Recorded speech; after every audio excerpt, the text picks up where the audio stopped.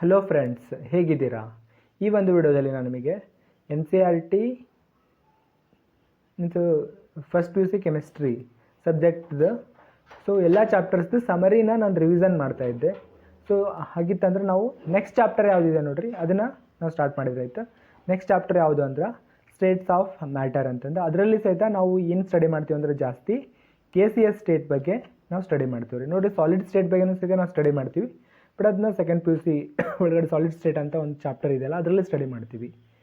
ನೋಡಿರಿ, KCS state ನಮಗೆ ಅದಕ್ಕೆ ಇಂಪಾರ್ಟೆಂಟ್ ಅಂತಂದ್ರೆ ನೋಡಿರಿ, ನಾವು ಇಲ್ಲಿ ನೋಡಿದ್ವಿ ಅಂತ ಅಂದ್ಕೊಳ್ರಿ, ನಮಗೆ ನ್ಯಾಚುರಲಿ ಸಿಗೋವಂಥ ಎಷ್ಟು ಎಲಿಮೆಂಟ್ಸ್ಗಳಿದಾವಲ್ಲ, ಅದರಲ್ಲಿ 11 ಎಲಿಮೆಂಟ್ಸ್ KCS ಸ್ಟೇಟ್ ಒಳಗಡೆ ಎಕ್ಸಿಸ್ಟ್ ಆಗಿರ್ತವೆ. ಅವು ಯಾವ್ಯಾವು ಅಂತ ಇಲ್ಲಿದೆ. Example hydrogen, nitrogen, oxygen, fluorine, chlorine, helium, neon, argon, krypton, xenon ಮತ್ತು ರಡಾನ್ ಅಂತಂದ್ರೆ ರೈಟ್. ಈ ಎಲ್ಲ ಎಲಿಮೆಂಟ್ಸ್ಗಳೇನಿದಾವೆ ನೋಡ್ರಿ, ಇವು KCS ಸ್ಟೇಟ್ ಒಳಗಡೆ ಎಕ್ಸಿಸ್ಟ್ ಆಗಿರ್ತವೆ. ನೋಡಿರಿ, ಇದ್ರ ನಂತರ ಯಾವ್ದು ಬರ್ತೈತೆ ಅಂದ್ರೆ ಗ್ಯಾಸ್ ಲಾಸ್ ಬರ್ತೈತಿ. The first law is known as Boyle's law ಅಂತಂದು. ನೋಡ್ರಿ, ಬಾಯ್ಲ್ಸ್ ಲಾ ಏನು ಹೇಳ್ತೈತಿ ಅಂದ್ರೆ at constant temperature and the number of moles of gas is fixed, then the pressure, that is volume, is inversely proportional to pressure ಅಂತಂದು. ಅಂದ್ರೆ P is proportional to 1 divided by V ಅಂತಂದು. ಅದನ್ನೇ ನಾವು ಎರಡು different temperatures ಮತ್ತು ಎರಡು different volume ಮತ್ತು pressure ಒಳಗಡೆ ತೊಗೊಂಡಿದ್ವಿ ಅಂತ ಅಂದ್ಕೊಳ್ರಿ. P1 divided by P2 is equal to V2 divided by V1 ಅಂತಂದು, ಅಥವಾ P1 into V1 is equal to P2 into V2, ಅಥವಾ P1 into V1 is equal to constant ಅಂತಂದು. ನಾವು ಇದಕ್ಕೆ ಗ್ರಾಫ್ ಸಹಿತ ಹಾಕ್ಬೋದು ರೀ. ನಾವು ಗ್ರಾಫ್ ಹಾಕಿದ್ವಿ ಅಂತ ಅಂದ್ಕೊಳ್ರಿ, ಅವಾಗ ನಮಗೆ ಇನ್ವರ್ಸ್ಲಿ ಪ್ರಪೋರ್ಷನಲ್ ಆಗಿರೋಂಥ ಒಂದು ಗ್ರಾಫ್ ಬರುತ್ತೆ ಅಂತಂದರೆ ಪ್ರೆಷರ್ ವರ್ಸಸ್ ವ್ಯಾಲ್ಯೂಮ್ ಗ್ರಾಫ್ ಹಾಕ್ತಾ ಇದೀವಿ ನಾವು. ಅದೇ ನಾನು pressure versus 1 divided by V graph ಹಾಕಿದ್ವಿ ಅಂತ ಅಂದ್ಕೊಳ್ರಿ, ಅವಾಗ ನನಗೆ ಸ್ಟ್ರೇಟ್ ಲೈನ್ ಬರುತ್ತೆ ರೀ. ರೈಟ್, ಸ್ಟ್ರೇಟ್ ಲೈನ್ ಬರುತ್ತೆ. ಮತ್ತು ಇಲ್ಲಿ ಇನ್ನೊಂದು ನೀವು ನೋಡಿದ್ರಿ ಅಂತ ಅಂದ್ಕೊಳ್ರಿ, ಇಲ್ಲಿ ನೀವು ಇನ್ನೊಂದು ಗಮನಿಸಬಹುದು ಏನಂದ್ರೆ, ಟೆಂಪ್ರೇಚರ್ ಜಾಸ್ತಿ ಆಯ್ತು ಅಂತ ಅಂದ್ಕೊಳ್ರಿ. ಟೆಂಪ್ರೇಚರ್ ಜಾಸ್ತಿ ಆಯ್ತು ಅಂತ ಅಂದ್ಕೊಳ್ರಿ, ಒಂದು ತಕ್ಕ ಮಟ್ಟಿಗೆ ವ್ಯಾಲ್ಯೂಮ್ ಸಹಿತ ಜಾಸ್ತಿ ಆಗಿರುತ್ತೆ ರೈಟ್. ಅದಕ್ಕೋಸ್ಕರ ಇಲ್ಲಿ ಏನಾಗುತ್ತೆ ಅಂದ್ರೆ ಮೀನ್ಸ್ ಕಡಿಮೆ ಟೆಂಪ್ರೇಚರ್ ಇದ್ದಿದ್ದು ಕೆಳಗಡೆ ಇರ್ತೈತಿ, ಜಾಸ್ತಿ ಟೆಂಪ್ರೇಚರ್ ಇದ್ದಿದ್ದು ಮೇಲ್ಗಡೆ ಇರುತ್ತೆ ಅಂತಂದ್ರೆ. ನೆಕ್ಸ್ಟು ಐಸೋಬಾರ್ಸ್ ಅಂತ ಇರ್ತವೆ. Constant temperature plots are known as isobars ಅಂತಂದು. ಇಲ್ಲೇನದ ನೋಡ್ರಿ, ಇವುಗಳಿಗೆ ನಾವೇನು ನೋಡ್ರಿ, ಇಲ್ಲೇನಿದಾವಲ್ಲ ಇವು, ಇವುಗಳಿಗೆ ನಾವು ಐಸೋಥರ್ಮ್ಸ್ ಅಂತ ಕರಿತೇನೆ ರೀ. ಟೆಂಪ್ರೇಚರು ಫಿಕ್ಸ್ ಇರುತ್ತೆ ನೋಡ್ರಿ, ಇವು ಯಾವೂ ಅಲ್ಲ, ನಾಟ್ ದೀಸ್ ಥಿಂಗ್ಸ್. ಬೇರೆ ಕಡೆ ನಾವು ಹಾಕ್ತೀವಿ ರೀ, ಅವಕ್ಕೆ ನಾವು ಐಸೋಥರ್ಮ್ಸ್ ಅಂತ ಕರಿತೀವಿ. ನೆಕ್ಸ್ಟ್ ಲಾ ಯಾವುದು ಅಂದ್ರೆ ಚಾರ್ಲ್ಸ್ ಲಾ ಅಂತಂದ್ರೆ ರೈಟ್. ನಾವು let us discuss about the Charles law. ಈಗ ಚಾರ್ಲ್ಸ್ ಲಾ ಏನಿದೆ ಅಲ್ಲ ಅದು, volume is directly proportional to temperature ಅಂತಂದು. ಅಂದ್ರೆ ನಾನು ಟೆಂಪ್ರೇಚರ್ ಜಾಸ್ತಿ ಮಾಡಿದೆ ಅಂದ್ರೆ ವ್ಯಾಲ್ಯೂಮ್ ಸಹಿತ ಜಾಸ್ತಿ ಆಗುತ್ತೆ ಅಂತಂದು. ಟೆಂಪ್ರೇಚರ್ ಇಲ್ಲಿ ಏನು ತೊಗೋತೀವಿ ನೋಡ್ರಿ, ಅದು ನಾರ್ಮಲ್ ಟೆಂಪ್ರೇಚರ್ ಅಲ್ಲ, ಅಂದರೆ ಡಿಗ್ರಿ ಸೆಲ್ಸಿಯಸ್ನಲ್ಲಿರುವಂಥ ಟೆಂಪ್ರೇಚರ್ ಅಲ್ಲ, ಅದು ಕೆಲ್ವಿನ್ನಲ್ಲಿರುವಂಥ ಟೆಂಪ್ರೇಚರ್. ಅದಕ್ಕೆ ನಾವು ಅಬ್ಸಲ್ಯೂಟ್ ಟೆಂಪ್ರೇಚರ್ ಅಂತ ಕರಿತೀವಿ. ನೆಕ್ಸ್ಟ್ ಇದನ್ನ ನಾವು ಇದನ್ನ ಕನ್ವರ್ಟ್ ಮಾಡಿದ್ವಿ ಅಂತ ಅಂದ್ಕೊಳ್ರಿ, V1 divided by T1 is equal to V2 divided by T2 ಅಂತಂದ್ರೆ. ನೋಡ್ರಿ, ಇಲ್ಲಿ ಸಹಿತ ನಾವು ಇದೇ ಥರದ ಗ್ರಾಫ್ ಹಾಕ್ತೀವಿ. ವ್ಯಾಲ್ಯೂಮ್ ವರ್ಸಸ್ ಟೆಂಪ್ರೇಚರ್ ಗ್ರಾಫ್ ಹಾಕ್ತೀವಿ, ಅವಾಗ ನಮಗೆ ಸ್ಟ್ರೇಟ್ ಲೈನ್ ಬರುತ್ತೆ ರೈಟ್. P1 P2 P3 ಅಂತಂದರೆ ಇಲ್ಲಿ ಪ್ರೆಷರ್ ಜಾಸ್ತಿ ಆಯ್ತು ಅಂತ ಅಂದ್ಕೊಳ್ರಿ, ನನಗೆ ಅದು ಕೆಳಗಡೆ ಇರೋವಂಥ ಗ್ರಾಫ್ಸ್ಗಳು ಬರ್ತವೆ ಅಂತಂದೆ. ನೆಕ್ಸ್ಟ್ ಇಲ್ಲೇನಾಗುತ್ತೆ ಅಂದ್ರೆ, ನಾನು ಇಲ್ಲೇನು ಗ್ರಾಫ್ಸ್ಗಳು ಬರ್ತಾವೆ ನೋಡ್ರಿ, ಅಂದ್ರೆ ಈಚ್ ಲೈನ್ ಮೀನ್ಸ್ ಇನ್ನು volume temperature graphs are known as isobars ಅಂತಂದು. ಇಲ್ಲೇನಾಗುತ್ತೆ ಅಂದ್ರೆ ಐಸೋ ಅಂದ್ರೆ ಸೇಮ್ ಅಂತಂದು, ಬಾರ್ ಅನ್ನೋದೇನಿದೆ ನೋಡ್ರಿ, it is a unit of pressure. ಅದಕ್ಕೋಸ್ಕರ ಐಸೋಬಾರ್ ಅಂದ್ರೆ ಪ್ರೆಷರ್ ಸೇಮ್ ಇರೋವಂಥ, ಪ್ರೆಷರ್ ಕಾನ್ಸ್ಟೆಂಟ್ ಇದ್ದಾಗ ನಾವು ಹಾಕೋವಂಥ ಗ್ರಾಫ್ಸ್ಗಳಿಗೆ ನಾವು ಐಸೋಬಾರ್ಸ್ ಅಂತ ಕರಿತೀವಿ ರೀ right. Let's move to the next one, that is Gay-Lussac's law ಅಂತಂದು. Pressure is directly proportional to temperature. ಇದಕ್ಕೆ ನಾವು ಗೇ-ಲುಸಾಕ್ಸ್ ಲಾ ಅಂತ ಕರಿತೀವಿ. ನೆಕ್ಸ್ಟ್ ಅವಗಾಡ್ರೋಸ್ ಲಾ ಅಂತ ಇದೆ ರೀ. ಇದಕ್ಕೆ ನಾವು ವ್ಯಾಲ್ಯೂಮ್ ಟೆಂಪ್ರೇಚರ್ ರಿಲೇಷನ್ಶಿಪ್ ಅಂತಂದು ಸಹಿತ ನಾವು ಕರಿತೀವಿ. ನೋಡಿರಿ, ಇದು ಫಸ್ಟ್ ಚಾಪ್ಟರ್ನಲ್ಲಿ ಸಹಿತ ಬಂದಿತ್ತಿದ್ದು. Equal volume of all gases under the same condition of temperature and pressure contains equal number of molecules ಅಂತಂದು. ಈಗ ನನ್ನ ಹತ್ರ ಎರಡು ಡಿಫ್ರೆಂಟ್ ಗ್ಯಾಸಸ್ ಅದಾವ ಅಂತ ಅಂದ್ಕೊಳ್ರಿ, ಅದರದ್ದು ವ್ಯಾಲ್ಯೂಮು ಸೇಮ್ ಇತ್ತು, ಟೆಂಪ್ರೇಚರ್ ಮತ್ತು ಪ್ರೆಷರು ಸಹಿತ ಸೇಮ್ ಇತ್ತು ಅಂತ ಅಂದ್ಕೊಳ್ರಿ, ಟೆಂಪ್ರೇಚರ್ ಮತ್ತು ಪ್ರೆಷರ್ ಎರಡೂ ಸೇಮ್ ಇತ್ತು ಅಂತ ಅಂದ್ಕೊಳ್ರಿ. ಆವಾಗ ನಂಬರ್ ಆಫ್ ಮಾಲಿಕ್ಯೂಲ್ಸ್ ಸಹಿತ ಸೇಮ್ ಆಗಿರುತ್ತೆ ಅಂತಂದ್ರೆ right. So V is directly proportional to n ಅಂತಂದೆ. So n is nothing but number of moles of gas ಅಂತಂದೆ. ನೋಡಿರಿ at S T P molar volume of an ideal gas is 22.4 litre per mole ಅಂತಂದೆ. ನಾವು standard ಕಂಡೀಷನ್ಸ್ಗಳನ್ನು ನಾವು follow up ಮಾಡಿದ್ವಿ ಅಂತ ಅಂದ್ಕೊಡ್ರಿ. ಅವಾಗ ನಾವೊಂದು ಐಡಿಯಲ್ ಗ್ಯಾಸ್ನ ತೊಗೋತೀನಿ. ಗ್ಯಾಸ್ನ ತೊಗೊಂಡ್ಬಿಟ್ಟು ಅದ್ರದ್ದು ವ್ಯಾಲ್ಯೂಮ್ನ ನಾನು ಮೆಜರ್ಮೆಂಟ್ ಮಾಡಿದೆ ಅಂದ್ರೆ ಅದ್ರದ್ದು ವ್ಯಾಲ್ಯೂಮ್ ಎಷ್ಟಿರ್ತೈತಿ ಅಂದ್ರೆ 22.4 ಲೀಟರ್ ಪರ್ ಮೋಲ್ ಇರುತ್ತೆ ಅಂತಂದು. So next number of moles of gas ಅಂತಂದೆ. ನಂಬರ್ ಆಫ್ ಮೋಲ್ಸ್ ಆಫ್ ಗ್ಯಾಸ್ನ ಕ್ಯಾಲ್ಕುಲೇಟ್ ಮಾಡೋದಕ್ಕೋಸ್ಕರ ಒಂದು ಫಾರ್ಮುಲಾ ಇದೆ. So that is the mass of gas divided by molar mass ಅಂತಂದು ರೈಟ್.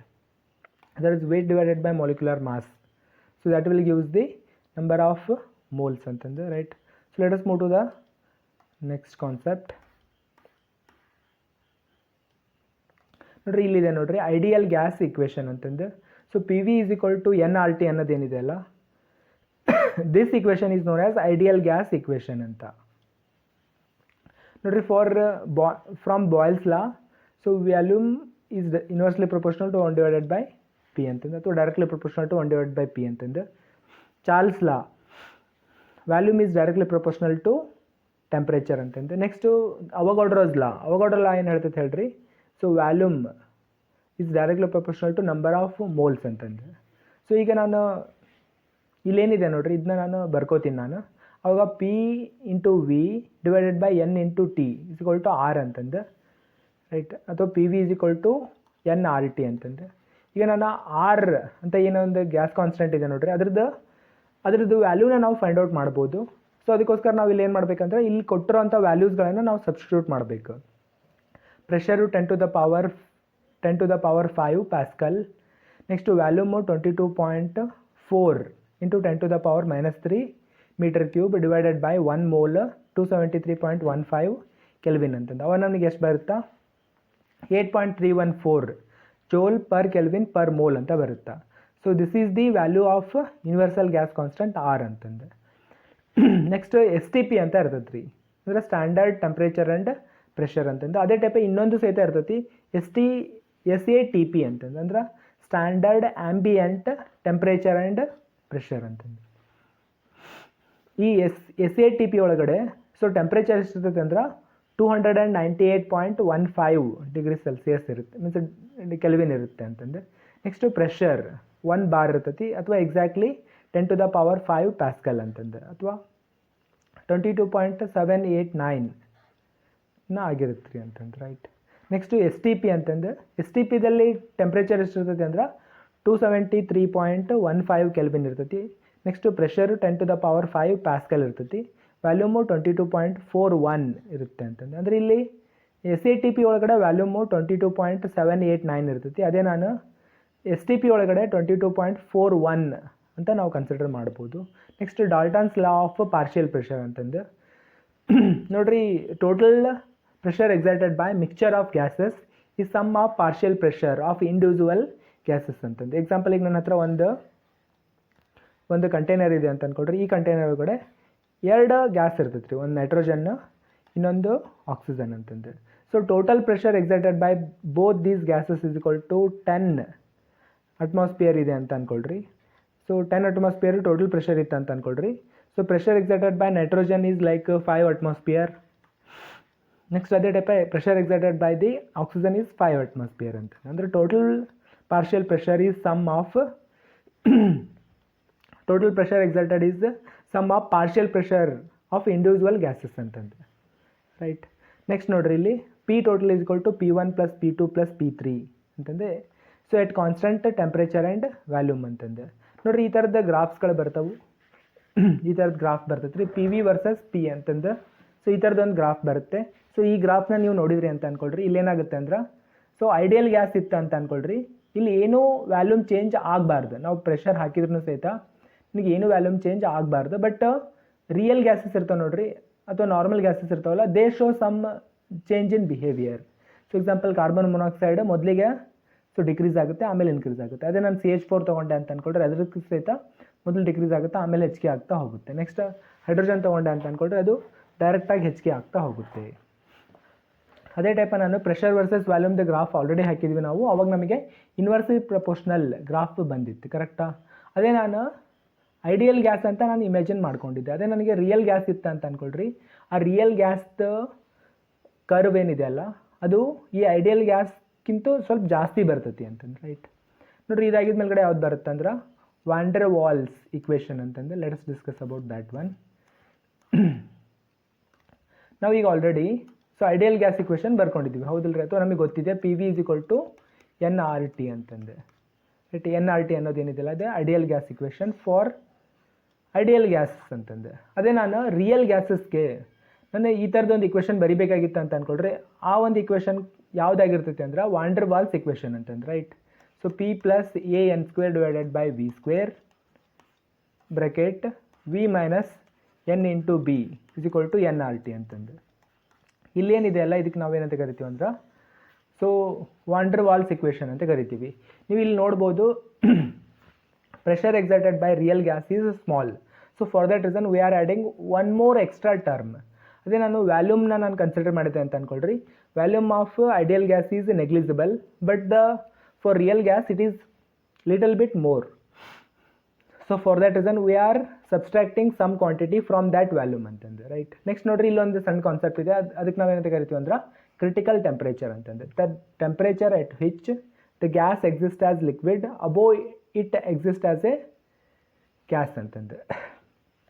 ನಾವೇನು ಮಾಡ್ತೀವಿ ಅಂದ್ರೆ, ಒಂದು ಗ್ಯಾಸ್ ಇದೆ ಅಂತ ಅಂದ್ಕೊಳ್ರಿ, ಆ ಗ್ಯಾಸ್ಗೆ ನಾವು ಮೀನ್ಸ್ ಟೆಂಪ್ರೇಚರ್ನ ಕಡಿಮೆ ಮಾಡ್ತಾ ಬರ್ತೀವಿ ರೀ. ಒಂದು ಪರ್ಟಿಕ್ಯುಲರ್ ಟೆಂಪ್ರೇಚರ್ಗೆ ಮೇಲ್ಗಡೆ ಲಿಕ್ವಿಡ್ ಆಗಿರ್ತೈತಿ, ಅದಕ್ಕಿಂತ ದಾಟ್ ಮುಂದೆ ಹೋದ್ವಿ ಅಂದ್ರೆ ಅದು ಲಿಕ್ವಿಡ್ ಆಗಿ ಕನ್ವರ್ಟ್ ಆಗಿಬಿಡ್ತೈತಿ. ಅಂದ್ರೆ ಮೇಲ್ಗಡೆ ಗ್ಯಾಸ್ ಇರ್ತೈತಿ, ಅದಕ್ಕಿಂತ ದಾಟ್ ಮುಂದೆ ಹೋದ್ವಿ ಅಂತಂದ್ರೆ, ಕಡಿಮೆ ಹೋದ್ವಿ ಅಂದ್ರೆ ಅವಾಗ ಅದು ಲಿಕ್ವಿಡ್ ಆಗಿ ಕನ್ವರ್ಟ್ ಆಗುತ್ತೆ. ನೆಕ್ಸ್ಟು ವಿಸ್ಕೋಸಿಟಿ ಅಂತಂದರೆ, ಅಂದರೆ ಇದರಲ್ಲಿ ಅಂದರೆ ಈ ಚಾಪ್ಟರ್ನಲ್ಲಿ ಲಿಕ್ವಿಡ್ ಸ್ಟೇಟ್ ಬಗ್ಗೆನೂ ಸಹಿತ ಒಂದು ಸ್ವಲ್ಪ ಹೇಳಿದ್ದಾರೆ. ಅದು ಯಾವುದಂದ್ರೆ viscosity. Force F = eta A du / dz ಅಂತಂದರೆ, du / dz ಅಂದ್ರೆ velocity gradient plus change in velocity with distance ಅಂತಂದು.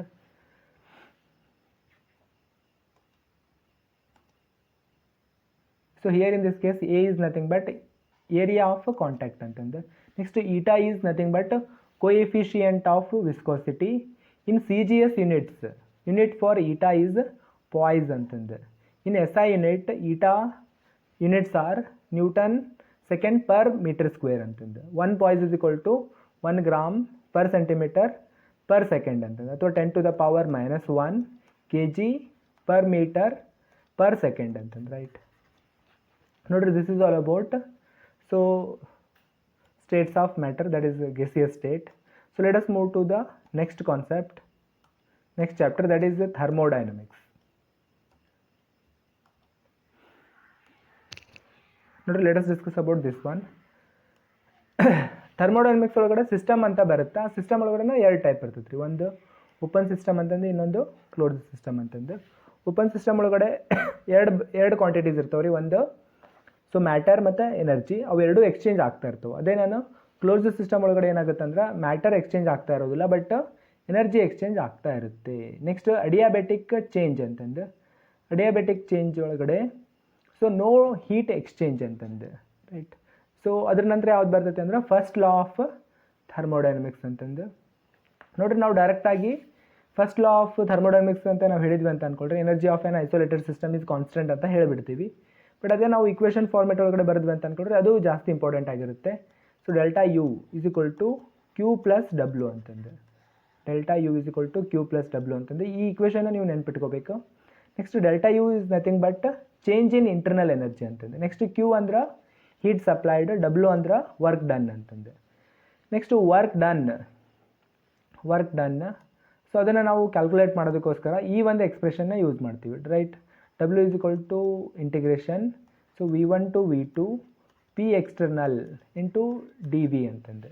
ಇಲ್ಲಿ ಪ್ರೆಷರ್ ಏನಿದೆ ಅಲ್ಲ, ಅದು ಪ್ರೆಷರ್ ವರ್ಸಸ್ ವ್ಯಾಲ್ಯೂಮ್ದು ಗ್ರಾಫ್ ಹಾಕೊಂಡಿರ್ತೀವಿ. ಅಥವಾ ಇಲ್ಲಿ ಏನಾಗುತ್ತೆ ಅಂದ್ರೆ ಒಂದು ಸಿಲಿಂಡರ್ ಇದೆ ಅಂತ ಅಂದ್ಕೊಳ್ರಿ, ಅಲ್ಲಿ ಅದು ಒಳಗಡೆ ಹೋಗುತ್ತೆ ರೀ. ಅಂದ್ರೆ ಕಾಂಪ್ರೆಷನ್ ಆಗುತ್ತೆ ಅಥವಾ ಎಕ್ಸ್ಪ್ಯಾನ್ಷನ್ ಆಗುತ್ತೆ, ಅವೆರಡರಲ್ಲಿ ಒಂದು ಪ್ರೊಸೆಸ್ ಆಗುತ್ತೆ. ಆವಾಗ ಏರಿಯಾ ಚೇಂಜ್ ಏನಿರುತ್ತಲ್ಲ ರೀ, ಅದನ್ನ ನಾನು ಇಲ್ಲಿ ಕನ್ಸಿಡರ್ ಮಾಡ್ತಾ ಇದ್ದೀನಿ. Area is equal to P external into delta V ಅಂತ. ನೆಕ್ಸ್ಟ್ ಇಲ್ಲಿ ಅವಾಗ ನನಗೊಂದು ಎಕ್ಸ್ಪ್ರೆಷನ್ ಬರುತ್ತಲ್ಲ, ಈ ಎಕ್ಸ್ಪ್ರೆಷನ್ನ ಅದಾಗಿರುತ್ತೆ ರೀ. So W is equal to minus integration P external into D V ಅಂತಂದು ನಾವು ಇದೇ ಎಕ್ಸ್ಪ್ರೆಷನ್ನ ತೊಗೊಂಡ್ಬಿಟ್ಟು ರಿವರ್ಸಿಬಲ್ ಪ್ರೊಸೆಸ್ ಮತ್ತು isothermal reversible change next isothermal irreversible change ಅದಕ್ಕೆಲ್ಲ ನಾವು ಇಕ್ವೇಷನ್ಸ್ಗಳನ್ನು ಡಿರೈವ್ ಮಾಡ್ತೀವಿ. ನೋಡಿರಿ, ಡಬ್ಲ್ಯೂ ರಿವರ್ಸಿಬಲ್ ಅಂದರೆ work done in reversible process is nothing but integration P internal into D V. So V1 to V2 is equals to minus 2.303 nRT log V final divided by V initial ಅಥವಾ V2 divided by V1 ಅಂತಂದು. ಅದೇ ನಾನು isothermal reversible change ನೋಡಿರಿ ಅದನ್ನು ನಾನು ತೊಗೊಂಡಿದ್ದೆ ಅಂತ ಅಂದ್ಕೊಳ್ರಿ. So Q is equal to minus W ಅಂತಂದು. So that is nothing but nRT ln V2 divided by V1 ಅಥವಾ plus 2.303 nRT log VF divided by VI ಅಂತಂದರೆ ಫೈನಲ್ ಡಿವೈಡೆಡ್ ಬೈ ಇನಿಷಿಯಲ್. ಅದೇ ಟೈಪ ನಾವು ಐಸೋಥರ್ಮಲ್ ಇರಿವರ್ಸಿಬಲ್ ಚೇಂಜ್, ಸೊ ಅದಕ್ಕೆ ನಾನು ಎಕ್ಸ್ಪ್ರೆಷನ್ನ ನಾನು ಫೈಂಡ್ ಔಟ್ ಮಾಡಬೇಕಾಗಿತ್ತು ಅಂತ ಅಂದ್ಕೊಳ್ರಿ. That is nothing but Q is equal to minus W ಅಂತ. So but W is equal to P external into V2 divided by V1 ಅಂತಂದು. ಇಲ್ಲೇನಾಗುತ್ತೆ ಅಂದ್ರೆ ಐಸೋಥರ್ಮಲ್ ಕಂಡೀಷನ್ನಲ್ಲಿ ಅಂದರೆ ಐಸೋಥರ್ಮಲ್ ಪ್ರೊಸೆಸ್ನಲ್ಲಿ ಕಂಡೀಷನ್ ಬೇರೆ ಇರ್ತೈತಿ, ಬಟ್ ಅದೇ ಮೀನ್ಸ್ ಇರಿವರ್ಸಿಬಲ್ ಪ್ರೊಸೆಸ್ ಒಳಗಡೆ ಬೇರೆ ಇರ್ತೈತಿ. ಅಂದರೆ ರಿವರ್ಸಿಬಲ್ ಪ್ರೊಸೆಸ್ ಒಳಗಡೆ ಡಿಫ್ರೆಂಟ್ ಇರ್ತೈತಿ, ಇರಿವರ್ಸಿಬಲ್ ಪ್ರೊಸೆಸ್ ಒಳಗಡೆ ಡಿಫ್ರೆಂಟ್ ಇರ್ತೈತಿ ಅಂತಂದು. ಅದಕ್ಕೋಸ್ಕರ so W is equal to minus P external V2 divided by V1 ಅಂತಂದು. ಅದೇ ನಾನು ಅಡಿಯಾಬೆಟಿಕ್ ಚೇಂಜ್ ನಾನು ಕನ್ಸಿಡರ್ ಮಾಡ್ತಾ ಇದ್ದೆ ಅಂತ ಅಂದ್ಕೊಳ್ರೆ Q is equal to 0 ಆಗಿರುತ್ತೆ. Delta U is equal to W adiabatic ಅಂತಂದು. ಅಂದ್ರೆ ಈ ಒಂದು ಪ್ರೊಸೆಸ್ ಒಳಗಡೆ ಅಂದರೆ ಅಡಿಯಾಬೆಟಿಕ್ ಚೇಂಜ್ ಒಳಗಡೆ ಇಂಟರ್ನಲ್ ಎನರ್ಜಿ ಏನಿರ್ತದೆ ನೋಡ್ರಿ ಅದೆಲ್ಲದೂ ವರ್ಕ್ ಡನ್ ಆಗಿ ಕನ್ವರ್ಟ್ ಆಗುತ್ತೆ. So let us consider enthalpy. Enthalpy is nothing but heat content of the system ಅಥವಾ ಹೆಚ್ ಅಂತಂದು. ಈ ಹೆಚ್ಚನ್ನ ಕ್ಯಾಲ್ಕುಲೇಟ್ ಮಾಡೋದಕ್ಕೋಸ್ಕರ ಒಂದು ಫಾರ್ಮುಲಾ ಇದೆ. Delta H is equal to delta U plus P delta V ಅಂತಂದು, ಅಥವಾ means V into delta P ಅಂತಂದು. ನೋಡ್ರಿ ಇಲ್ಲಿ ಏನಾಗುತ್ತೆ ಅಂದ್ರೆ so delta H is equal to delta U ಅಂದರೆ ಪಿ ಡೆಲ್ಟಾ ವಿ ಅದು actually. So next delta H is equal to delta U plus delta N G R into T ಅಂತಂದು. ಇಲ್ಲಿ delta H is nothing but means heat exchanged during constant process ಅಂತಂದು, right, means when at constant pressure. Next ಇಲ್ಲಿ ಬೇರೆ ಬೇರೆ ಕಂಡೀಷನ್ಸ್ಗಳದವು. ಅಂದರೆ delta ಹೆಚ್ value basis ಮೇಲ್ಗಡೆ ನಾವಿಲ್ಲಿ ಹೇಳ್ತಾ ಇದ್ದೀವಿ.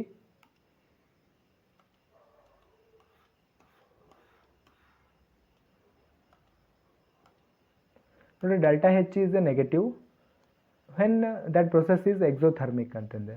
ಅದೇ ಡೆಲ್ಟಾ ಹೆಚ್ ಈಸ್ ಪಾಸಿಟಿವ್ ಇತ್ತು ಅಂತ ಅಂದ್ಕೊಳ್ರಿ ದ್ಯಾಟ್ ಪ್ರೊಸೆಸ್ ಈಸ್ ಎಂಡೋಥರ್ಮಿಕ್ ಅಂತಂದು. ಅದೇ ನಾನು ನೆಕ್ಸ್ಟ್ ಅದೇ ಟೈಪ್ ಇಲ್ಲಿ ಒಂದು ಸಣ್ಣ ಕಾನ್ಸೆಪ್ಟ್ ಇದೆ ರೀ, ಅದು ಇಂಟೆನ್ಸಿವ್ ಮತ್ತು ಎಕ್ಸ್ಟೆನ್ಸಿವ್ ಪ್ರಾಪರ್ಟಿ ಅಂತಂದು. ಇದು ಸ್ಟಾರ್ಟಿಂಗ್ನಲ್ಲೇ ಬರುತ್ತೆ.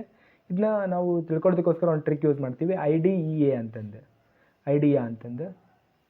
ಇಂಟೆನ್ಸಿವ್ ಪ್ರೊಸೆಸ್ ಇತ್ತಂದ್ರೆ ದ್ಯಾಟ್ ಈಸ್ ಡೂ ನಾಟ್ ಅಂತಂದು ನೋಡ್ರಿ ID. ನೆಕ್ಸ್ಟ್ ಎಕ್ಸ್ಟೆನ್ಸಿವ್ ಪ್ರೊಸೆಸ್ ಇದೆ ಅಂತ ಅಂದ್ಕೊಳ್ರಿ ಅದು ಅಮೌಂಟ್ ಡಿಪೆಂಡೆಂಟ್ ಆಗಿರುತ್ತೆ ರೀ, ಅಂದರೆ IDEA ಅಂತಂದು. ನೆಕ್ಸ್ಟ್ ಹೀಟ್ ಕೆಪಾಸಿಟಿ ಇದೆ ರೀ, Q is equal to MC delta T ಅಂತಂದು. Next CP minus CV is equal to R. So for gaseous substance ಇದೆ ಅಂತ ಅಂದ್ಕೊಳ್ರಿ ಆವಾಗ ನಾವು ಈ ಒಂದು ಫಾರ್ಮುಲಾನ ಯೂಸ್ ಮಾಡ್ತೀವಿ. ನೆಕ್ಸ್ಟ್ ಸ್ಪಾಂಟೇನಿಯಸ್ ಪ್ರೊಸೆಸ್ ಅಂತ ಇರುತ್ತೆ. So spontaneous process is a irreversible process that may only be reversed by some external agency ಅಂತಂದು. ಅದಕ್ಕೆ ನಾವು ಸ್ಪಾಂಟೇನಿಯಸ್ ಪ್ರೊಸೆಸ್ ಅಂತ ಕರಿತೀವಿ. ನೋಡಿರಿ, ಇದಕ್ಕೆ ನಾವು ಬೇರೆ ಎಕ್ಸಾಂಪಲ್ಸ್ಗಳನ್ನು ಸಹಿತ ನಾವು ಕೊಡ್ಬೋದು. ಎಕ್ಸಾಂಪಲ್ ನಾನು ಒಂದು ಸ್ವಲ್ಪ ವಾಟರ್ನ ತೊಗೊಂಡ್ಬಿಟ್ಟು ಮೇಲ್ಗಡೆ ಅಂತ ಪೋರ್ ಮಾಡಿದೆ ಅಂತ ಅಂದ್ಕೊಟ್ರೆ, ಅಂದರೆ ಕೆಳಗಡೆ ಹಾಕಿದೆ ಅಂದ್ರೆ ಅದು ಮೇಲ್ಗಡೆ ಅಂದರೆ ಕೆಳಗಡೆ ಹೋಗುತ್ತೆ. ಕೆಳಗಡೆ ಇರೋಂಥ ವಾಟರ್ ಮತ್ತು ಮೇಲ್ಗಡೆ ಹೋಗಬೇಕಾಗಿತ್ತು ಅಂದರೆ ಸಮ್ ಎಕ್ಸ್ಟರ್ನಲ್ ಎನರ್ಜಿ ಬೇಕಾಗುತ್ತೆ. ಅದಕ್ಕೋಸ್ಕರ ಇದೇನು ಪೋರಿಂಗ್ ಆಫ್ ವಾಟರ್ ಏನಿದೆಯಲ್ಲ that is an example for spontaneous process ಅಂತಂದ್ರೆ. ನೆಕ್ಸ್ಟು ಡೆಲ್ಟಾ ಎಸ್ ಅಂತ ಇದೆ ರೀ, ಅಂದ್ರೆ ಸೊ ಇದು second law of thermodynamics related ಆಗುತ್ತೆ. Delta S is equal to Q reversible divided by T ಅಂತಂದು. ಸೊ ದಟ್ ಇಸ್ ಎಂಟ್ರಾಪಿ ಅಂತಂದು. Entropy is a measure of disorderness or randomness of the system ಅಂತಂದು. ಇಲ್ಲೊಂದು Gibbs ಎನರ್ಜಿದು ಒಂದು equation ಇದೆ ರೀ, delta G is equal to H minus T S ಅಂತಂದು, ಅಥವಾ delta G is equal to delta H minus T delta S ಅಂತಂದು. Next ಇಲ್ಲಿ ಕ್ರೈಟೇರಿಯಾ ಫಾರ್ ಸ್ಪಾಂಟೇನಿಟಿ ನಾವು ಹೇಳ್ತೀವಿ. That is nothing but in terms of free energy ಅಂತಂದ್ರೆ ಅಥವಾ Gibbs free energy ಅಂತಂದ್ರೆ. ಈ ಡೆಲ್ಟಾ ಜಿ ಲೆಸ್ ದನ್ 0 ಇತ್ತಂದ್ರೆ ಅದು ಪ್ರೋಸೆಸ್ ಸ್ಪಾಂಟೇನಿಯಸ್ ಆಗಿರುತ್ತೆ. ಮೋರ್ ದನ್ 0 ಇತ್ತಂದ್ರೆ ಅದು ನಾನ್ ಸ್ಪಾಂಟೇನಿಯಸ್ ಆಗಿರುತ್ತೆ. Delta G is equal to 0 ಇತ್ತಂದ್ರೆ that process is at equilibrium ಅಂತಂದ್ರೆ. ಅದೇ ಟೈಪ ನಾವು ಒಂದು ಇಕ್ವೇಷನ್ ನಾವು ಬರ್ಕೋತೀವಿ ರೀ. Delta G is equal to minus R T ln K ಅಂತಂದ್ರೆ. ಈ ಕೆ ಅನ್ನೋದೇನಿದೆಯಲ್ಲ ಅದು ಇಕ್ವಿಲಿಬ್ರಿಯಮ್ ಕಾನ್ಸ್ಟೆಂಟ್ ಅಂತಂದು. ಅದು ನೆಕ್ಸ್ಟ್ ಚಾಪ್ಟರ್ನಲ್ಲಿ ಬರ್ತದೆ. ದಟ್ ಇಸ್ ಇಕ್ವಿಲಿಬ್ರಿಯಮ್ ಚಾಪ್ಟರ್ನಲ್ಲೇ ಬರ್ತದೆ ರೀ ಅದು.